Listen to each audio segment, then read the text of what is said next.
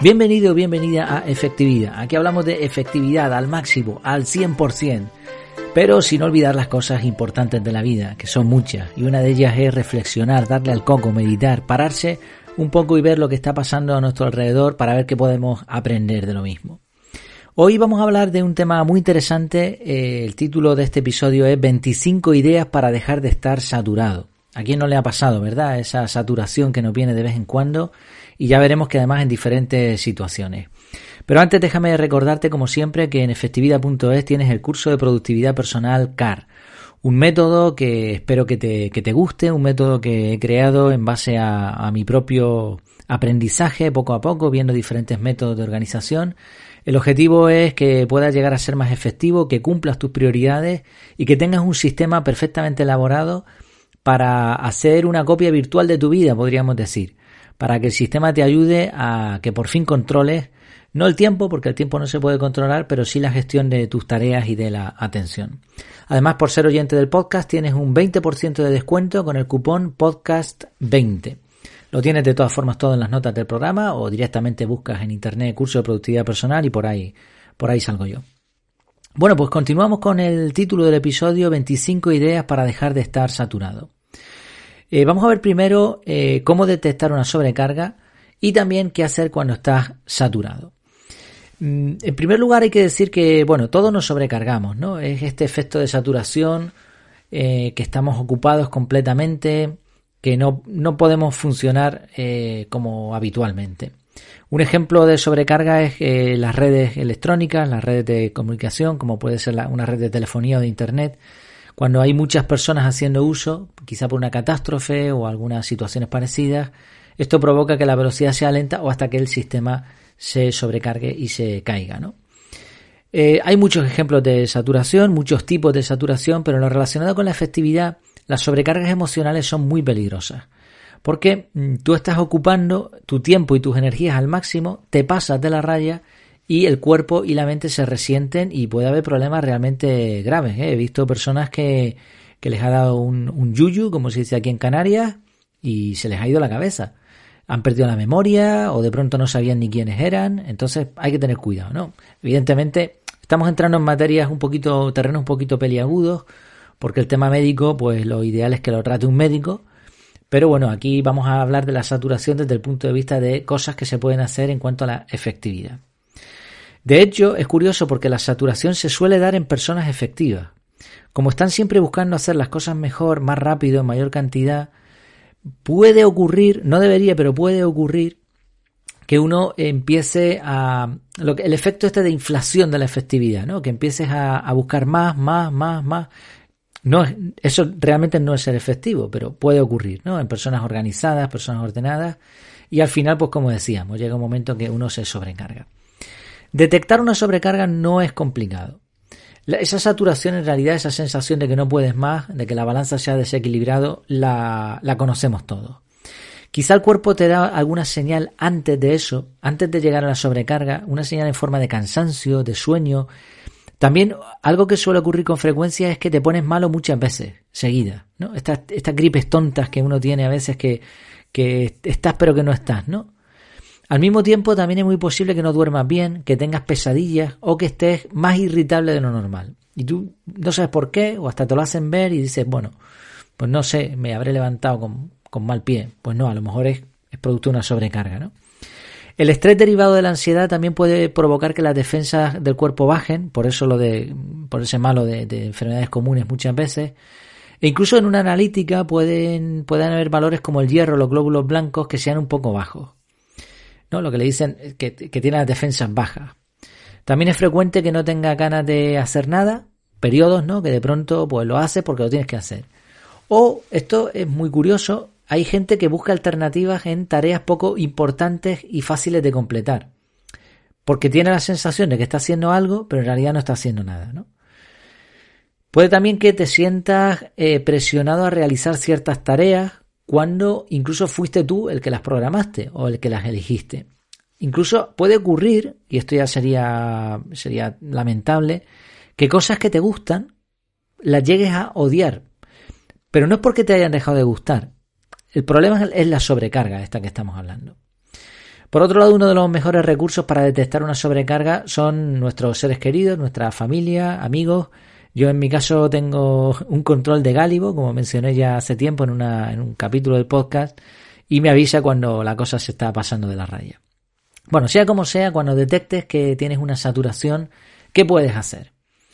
Vamos a ver 25 ideas. Son 25 ideas que a mí me han venido bien, que yo creo que pueden ser útiles, pero como decía antes, este es un terreno complicado.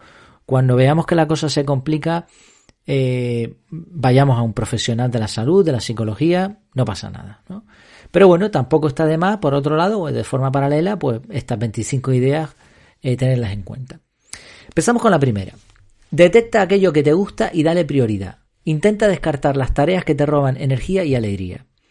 Esto puede sonar un poquito egoísta, pero la verdad es que a veces estamos dedicándonos a cosas que no nos gustan y que además nos roban energía. Y quizás eso nos ha llevado a la saturación. Entonces, bueno, pues detectar aquello que sea al contrario a saturarnos. Segundo punto, enfócate. Usa los tiempos Pomodoro, como sabes, bueno, tengo una entrada sobre eso, tanto en el podcast como en la web. Los tiempos Pomodoro te ayudan a parar cada ciertos tiempos, ¿no? 25 minutos, una hora, etcétera.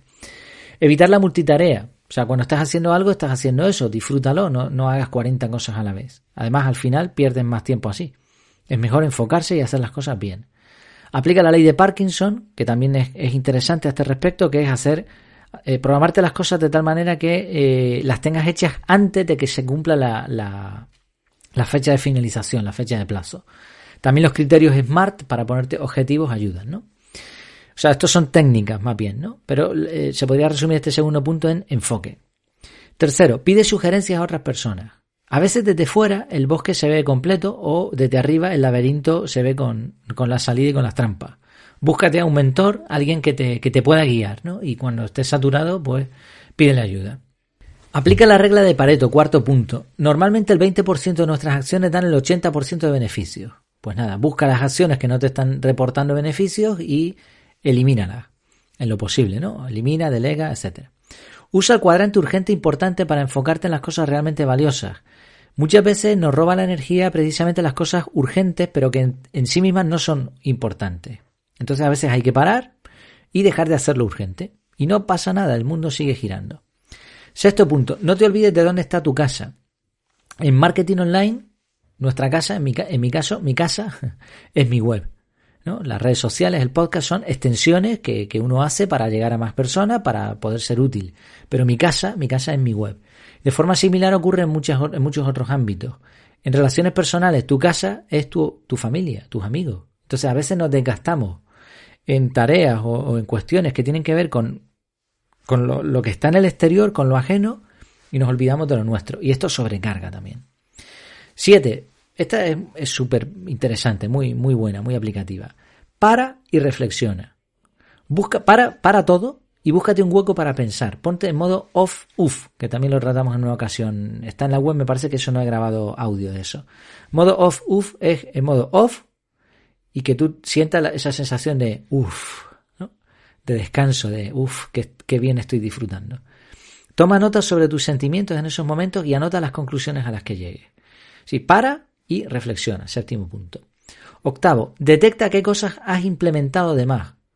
A veces, sobre todo en las personas efectivas, ocurre que empiezas a poner en marcha sistemas y esto y lo otro y de pronto te das cuenta, si lo analizas, que hay cosas que no solo no eran necesarias, sino que encima no te están haciendo ganar tiempo.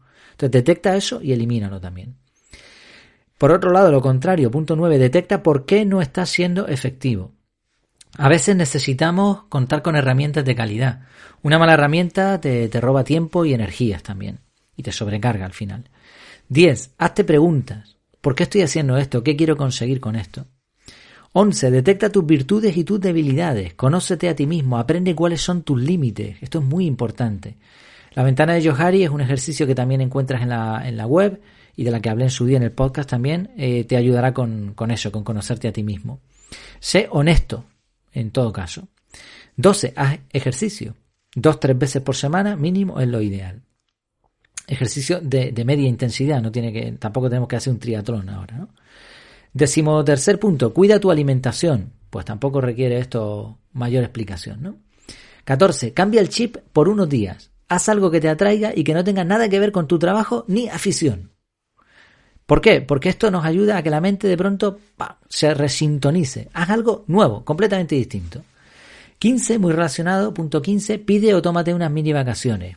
Y ojo, mini vacaciones quiere decir que no te hayan obligado a descansar, que no te hayan obligado a cambiar de actividad, pero, o sea, que sea voluntario, pero que sí consista en un cambio de actividad. No hace falta irse a Pekín para tener unas vacaciones que nos quiten la saturación. De hecho, a veces hay vacaciones que las planteamos de unas maneras que al final te saturan más que cuando estabas trabajando. Pero bueno, ese es otro tema. 16. No dejes de formarte. El conocimiento es vital. Si te encuentras cansado y no tienes ganas de estudiar, pues vídeos de YouTube o audios en formato podcast a lo mejor es más práctico, pero no dejes de estudiar, porque eso a la larga va a producir saturación. 17. Limita la cantidad de información que recibes. Fíjate, 16, no dejes de formarte. 17, no limita la información que recibes. El exceso de información. 18, justo estos tres van combinados, ¿no? 18, deja de ver las noticias. No vas a encontrar nada bueno ahí. Hay que estar al día y no está de más a lo mejor de vez en cuando entrar en el periódico. La gente muchas veces te informa de lo que está pasando y puedes consultar algo.